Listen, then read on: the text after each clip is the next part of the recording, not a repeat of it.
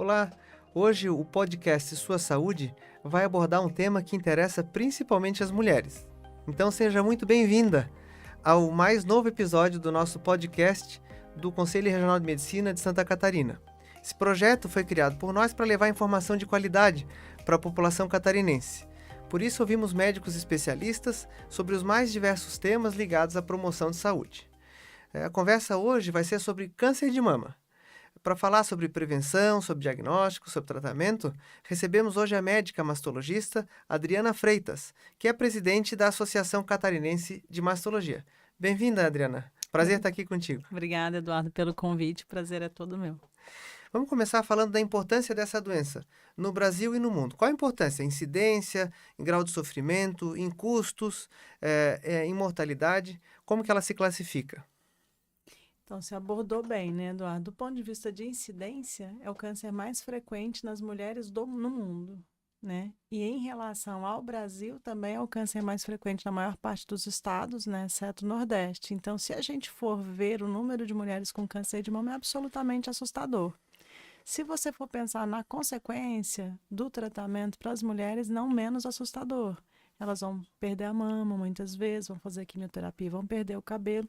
Isso mexe muito com a autoestima. Então, é uma doença que é o pavor das mulheres, né? Então, ele é incidente, o tratamento é um tratamento que mexe com a autoestima, então é um tratamento pesado. E, do ponto de vista de cura, é uma doença letal, né? Então, nós perdemos muitas mulheres para câncer de mama no Brasil, porque o nosso diagnóstico, na maioria das vezes, é tardio no nosso país. Então, é uma doença grave, letal, muito frequente, que o tratamento, quando não diagnosticado precocemente, tem consequências muito complicadas, né, para a autoestima das Pois é, mulheres. como que é a prevenção? A gente ouve que vá, previna-se o câncer de mama. Explica bem direito como que a gente faz prevenção. Qual é a idade que a mulher deve se preocupar? Como que... É como o câncer de próstata, que é a minha área. Na verdade, a gente fala aqui em prevenção secundária, né? Descobrir cedo a doença. Sim. Qual a chance de sucesso dessa estratégia? Na verdade, essa é a pergunta-chave, né, Eduardo? Quando a gente vê as campanhas de Movimento Rosa, você vê o pessoal muito focado em mamografia, né? Faça seu exame, faça mamografia. Só que mamografia, como você está dizendo, é diagnóstico precoce, não é prevenção. Então, eu descubro o câncer de mama através do exame. Então, a função do médico no câncer de mama é essa: descobrir as alterações nos exames e diagnosticar câncer de mama. Agora, quando a gente fala em prevenção, aí é um trabalho conjunto do médico orientando o paciente do que é importante e o paciente entendendo o papel dele. Então, como que se previne o câncer de mama? A gente seleciona, quando está falando em câncer de mama, os fatores de risco. Então, você vai analisar o que causa o câncer de mama. E quase todas as mulheres no consultório acham que é genética. Então, elas vão pelo histórico familiar. Não tenho nenhum familiar com câncer de mama, estou livre. Quando, na verdade, 90% dos cânceres de mama não são genéticos. E se ele não é genético, ou seja, ela não nasceu predestinada a ter câncer de mama, por que ela teve câncer de mama? Porque ao longo da vida ela foi exposta aos fatores de risco, que é o que a gente vai falar agora. Então, sedentarismo é um importante fator de risco para a origem de câncer de mama. Obesidade é um fator de risco importante para a origem de câncer de mama. O uso de medicações hormonais é importante para a origem de câncer de mama. Alcoolismo, então, ingestão excessiva de álcool aumenta o risco de câncer de mama. Então, quando a gente vai pensar como é que eu vou prevenir o câncer de mama, a gente resume isso em tenha uma vida saudável. Pratique atividade física 3 vezes por semana, 150 minutos por semana. Mantenha o seu peso dentro do normal, ninguém está pedindo para ser super magrinho, mas evitar o sobrepeso. Usar medicações hormonais com cautela, né, Eduardo? Eu preciso usar, eu vou usar pelo tempo que for necessário e vou parar de usar quando não é necessário mais. Então, a gente pede para o nosso paciente investir em qualidade de vida. E tem outros fatores que dependem menos dele, né? Por exemplo, mulheres que têm filhos têm menos câncer de mama. Então, se é interesse gestar, a gente pede para que ela pense nesse assunto, preferencialmente antes dos 30 anos, que é um desafio. Amamentar reduz o risco de câncer de mama. Então, a gente também estimula que quando ela tenha o filho, que ela amamente se ela conseguir. Então, os fatores que estão no controle seriam esses. E aquela paciente que de fato tem a genética, então aquela mulher que tem a mãe com câncer de mama, uma irmã com câncer de mama, ou uma senhora que tem a filha com câncer de mama, a irmã com câncer de mama, essa precisa procurar o especialista, porque aí para essas que são as pacientes que a gente chama de alto risco, as estratégias são um pouquinho mais elaboradas. Então, já vamos chegar lá, porque eu acho que isso é bem importante também de entrar nesse assunto. Mas eu gostei da ideia isso não sei se está bem estabelecido como conhecimento na população geral, da prevenção primária do câncer de mama, né? Ou seja, conseguir evitar que ele apareça. Qual o percentual de sucesso dessas estratégias? Quer dizer, pelo que eu entendi, a maior parte dos tumores de mama estão relacionados à exposição a esses fatores de risco que são evitáveis? Isso, exatamente. Então, é óbvio, né, Eduardo, que o câncer de mama é uma doença que a gente diz que é multifatorial. Então, existe um espaço para o desconhecido. Tem coisas que a gente não sabe.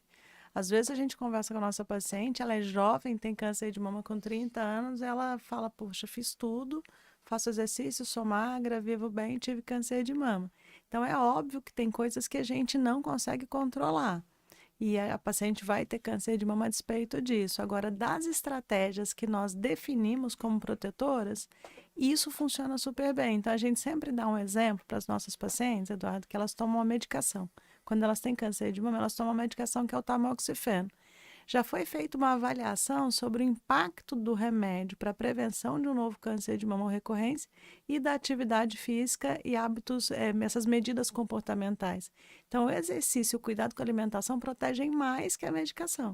Mas para o meu paciente é fácil tomar um comprimido. Agora, mudar a postura é um pouco mais complicado. Então, nesse sentido, o paciente é o personagem principal. É ele que tem que ir lá e definir que vai ter uma vida bem cuidada e assim ele evita câncer de mama. E quais hormônios que estão relacionados ao uso desses hormônios estão relacionados ao aumento da incidência de câncer de mama? Então, esse assunto ele é um pouco mais complexo. Então, a gente sempre diz para o paciente que o câncer de mama acontece mais em mulheres do que em homens. E o que a mulher tem diferente do homem é a exposição ao estrogênio, que são os hormônios femininos. Então, a gente sabe que o hormônio ele tem um papel. Agora, essa droga sintética, anticoncepcional oral, terapia de reposição hormonal, ela tem um impacto pequeno. Então, o que a gente fala para o paciente, Eduardo? Não usa anticoncepcional? Não usa reposição hormonal? Jamais. Porque são medicações que têm sua indicação. A gente pede para o paciente usar a medicação quando indicada. Eu estou na menopausa e preciso usar porque eu tenho a síndrome da menopausa. E cuidar do resto. Então, se ele usa hormônio, faz exercício, está magrinho, cuida da alimentação, o impacto é muito pequeno. Agora, aquele paciente obeso, sedentário, que se alimenta mal, vai usar medicação hormonal? Então, os hormônios que estão implicados são os hormônios femininos, anticoncepcional e reposição hormonal, mas o impacto é pequeno no paciente bem cuidado, né? E a reposição hormonal tópica vaginal, até onde eu saiba, não tem implicação de risco para câncer de mama? Na verdade, a reposição hormonal vaginal, ela tem uma absorção. Todas têm. Essa absorção, ela é irrisória, a gente diz. Então, a gente vê que aumenta o nível do hormônio no sangue, mas é muito pequenininha. Numa paciente que não tem câncer de mama ou numa paciente que não é de alto risco para câncer de mama, a gente não tem nenhuma preocupação com o uso de medicação vaginal e é bem importante na tua especialidade para prevenir as infecções urinárias, etc. E as atrofias vaginais. Agora, num paciente com câncer de mama, já é um pouco mais complicado. A gente geralmente pede para o paciente, a gente trabalha com uma doença complexa, né, Eduardo, que o tratamento compromete muito a qualidade de vida.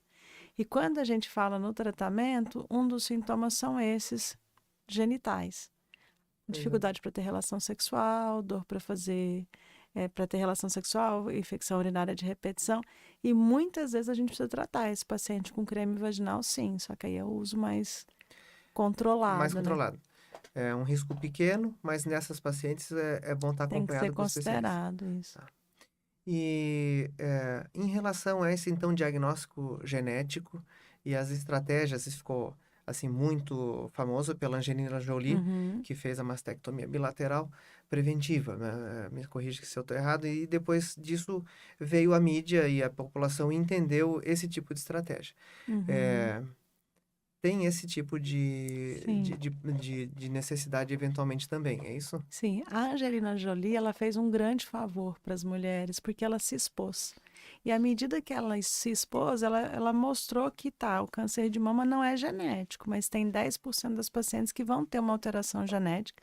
Então, elas nascem com DNA alterado e ao longo da vida elas vão desenvolver câncer de mama, que era o caso da Angelina Jolie. A chance dela ter câncer de mama era em torno de 85%.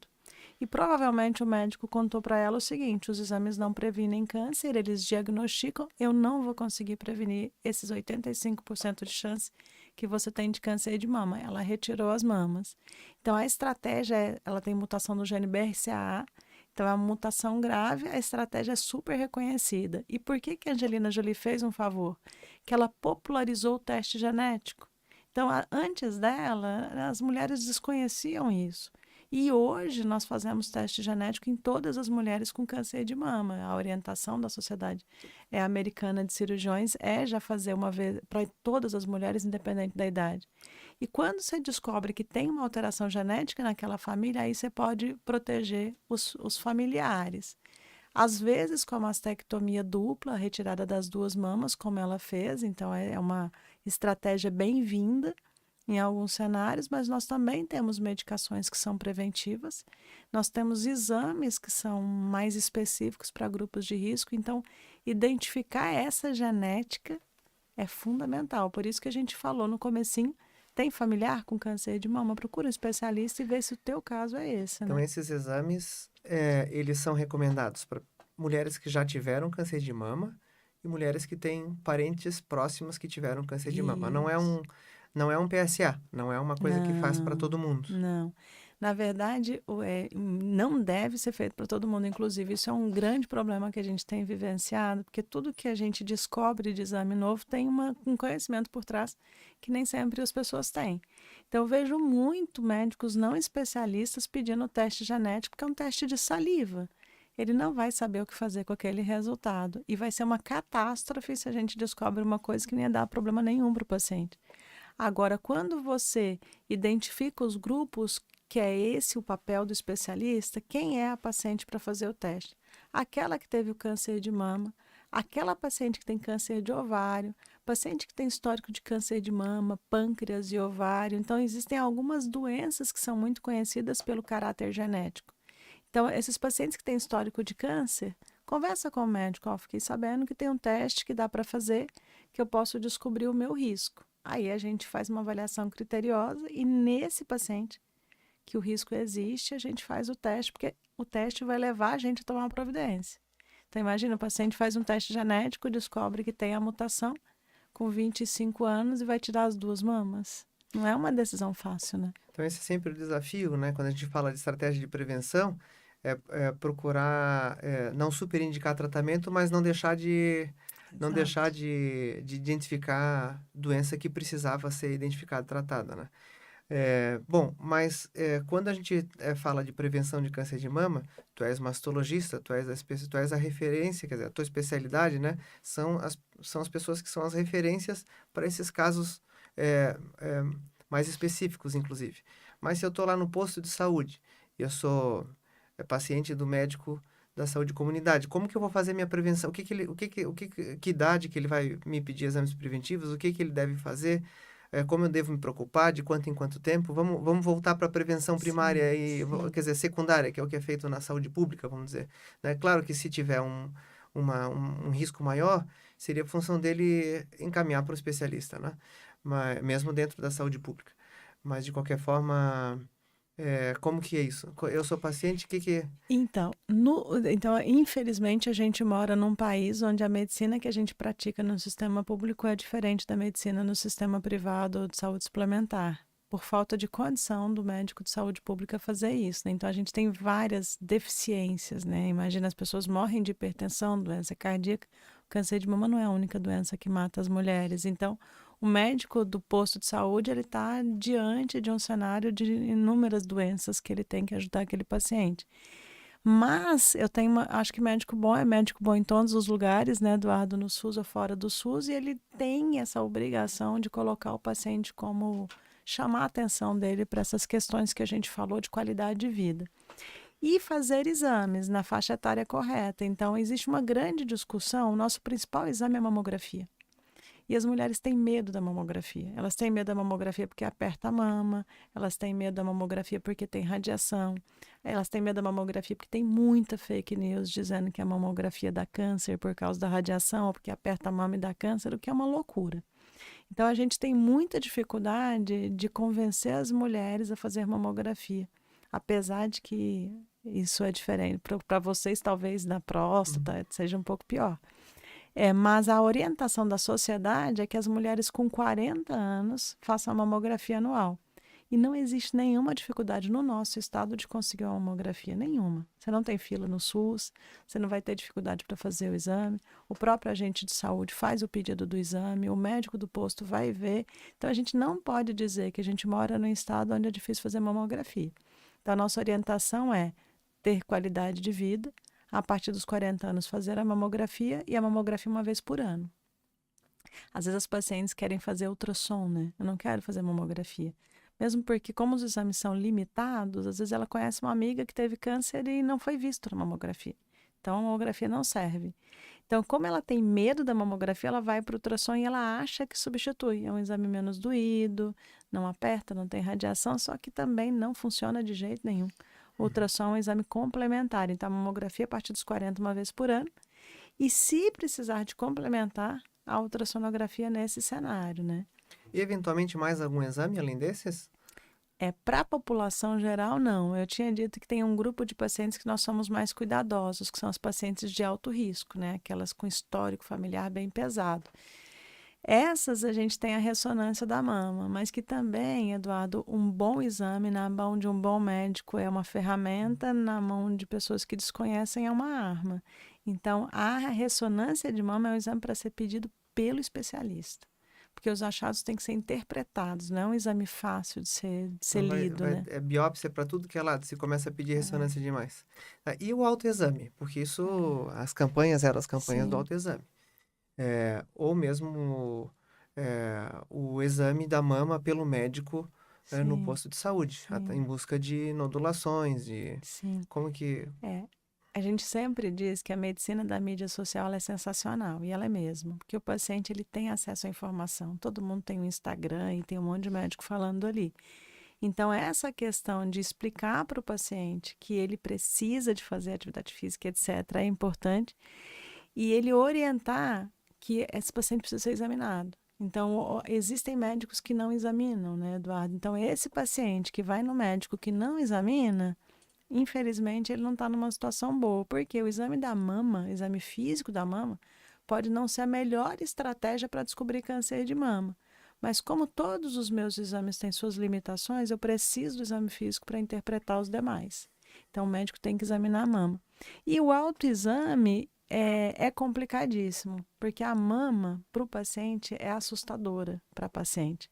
Porque ela não é uma estrutura lisa. Então, ela tem um monte de bolinha, no período pré-menstrual incha, dói, forma um monte de grânulos, ela palpa ali, fica apavorada, estou com câncer de mama. Então, o que a gente diz? Que o autoexame é uma estratégia de autoconhecimento. Eu conheço a minha mama, se aparecer alguma coisa errada, eu vou Diferente, né? perceber. Alguma coisa diferente. Exato. Mas não é muito fácil para o paciente. Então, a orientação que a gente dá é: faça o autoexame no período depois da menstruação, se você se sente confortável. Aquela paciente que fica assustada e traumatizada, ele vai gerar mais desgaste do que informação. Mas para aquela paciente que consegue passar a mão na mama, não ficar estressada com o assunto, não achar que tudo é câncer de mama, é uma ferramenta, sim. No Brasil, onde as mulheres não fazem mamografia, talvez seja a principal. Porque essas mulheres que não fazem exames, a única estratégia que elas têm é o conhecimento do próprio corpo, né? Excelente. Mensagem final para a população? O que tu tens aí que é o mais importante para ficar aí? Sim, eu acho que as mulheres têm que ter essa consciência de que o câncer de mama não é da paciente que tem histórico familiar, é uma doença que afeta a todas nós. É uma doença grave que depende do diagnóstico precoce, então o que a gente pede para as mulheres é para fazer os exames de rotina, para diagnosticar precocemente, diagnostica precocemente, fica curado, e ter qualidade de vida para prevenção. Então, eu acho que essa é a principal mensagem, dizer que o câncer de mama está muito mais no controle delas do que do próprio médico, né? Olha, Adriana, muito obrigado, tá? Foi excelente o bate-papo contigo, acho que foi muito esclarecedor para a população catarinense. Mulheres, então, se cuidem, né? Aqui a mensagem foi de que vocês têm que cuidar da saúde de vocês, né? E aí é uma mensagem que tá valendo para câncer de mama, o que vale também para doenças cardiovasculares, entre outras aí principalmente, né? Então se cuidem, tem que ir no médico, o médico tem que examinar a mama de vocês, se não examinar vocês têm que pedir, né? Vocês precisam fazer as mamografias a partir dos 40 anos, e as mulheres com risco maior, que tem histórico na família, que já tiveram câncer de mama, de preferência devem ser vistas por um especialista. Então essa é a mensagem aqui do Conselho Regional de Medicina. Esse foi mais um episódio do Sua Saúde. Acompanhe nossas redes sociais, veja e ouça outros episódios dos nossos podcasts. Em breve publicaremos novos bate-papos, sempre abordando temas de interesse da população e importantes para a promoção da saúde e a melhoria da qualidade de vida das pessoas. Muito obrigado, Adriana. Muito obrigada pelo convite, foi um prazer.